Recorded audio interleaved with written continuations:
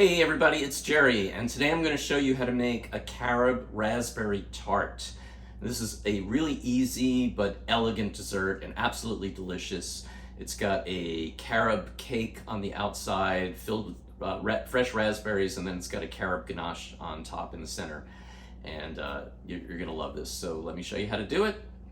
We're going to start out by making the cake portion. So we're going to take 2 teaspoons of psyllium husk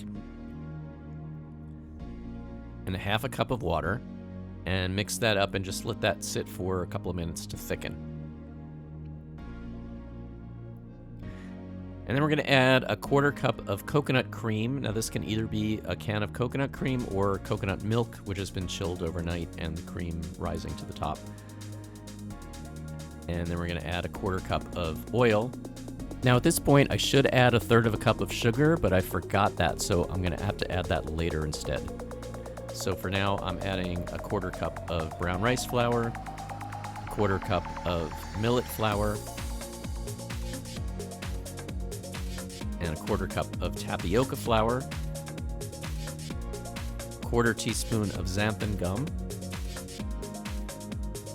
1 tablespoon of baking powder, and 3 tablespoons of carob powder. And again, if you want chocolate, you can always use cocoa powder instead.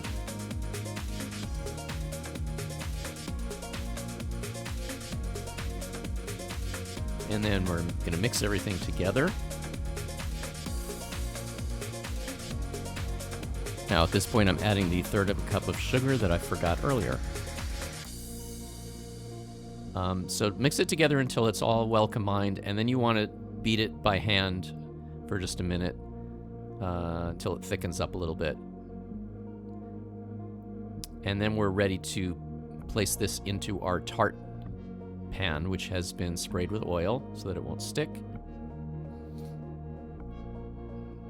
So we're just going to turn the batter into the tart pan. It's a 9-inch tart pan. And spread it out evenly. And then we're going to take a pot which has been sprayed with oil and floured with carob powder so that it won't stick to it. And it should be a little bit smaller than the size of the tart pan. And we're just going to try to center that and gently place it in the center and bake at 375 degrees for 20 minutes. Meantime, we're going to take 2 6-ounce containers of raspberries and pull out about 12 of the raspberries and take the rest and use a 1/4 cup of sugar and just mix that together with the raspberries just to sweeten them a little bit. Now when the cake is finished cooking, we're going to let it cool for a few minutes and then gently remove the pot from the center. And then we're going to spoon the raspberries into that center well. And try to avoid getting the extra liquid because the sugar will draw some of the liquid out from the raspberries, so you don't want too much of that liquid. And just spread everything out evenly and press it down so that it's nice and even. Now we're going to make the ganache. We're going to take a half a cup of coconut butter, place it in a saucepan, and a 1/4 cup of sugar, and a 1/4 cup of carob powder. Again, you can use cocoa powder if you want it to be chocolate. And we're going to heat that up over medium heat. Just kind of mix everything together to let the coconut butter start to melt.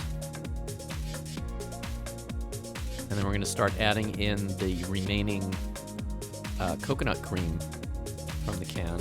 And if it's coconut milk, then just make sure that it's been chilled so that it separates out. And just start adding it a little bit at a time and mixing it together. And we want to get it to be nice and liquidy. We want a consistency that's going to be pourable.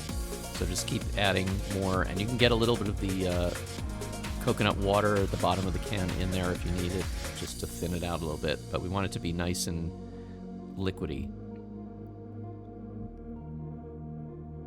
And it should be just barely boiling, so it starts bubbling, and it should be nice and liquidy. And then we're going to remove it from the heat and pour it over the raspberries, and spread it out so that it's all even around and completely covers the raspberries. And then we can take our raspberries that we set aside and just place them on the top for nice decoration, and let that chill until the ganache is completely set. And then we can remove the cake from the tart pan and place it on a serving dish or cake plate, and it's ready to serve.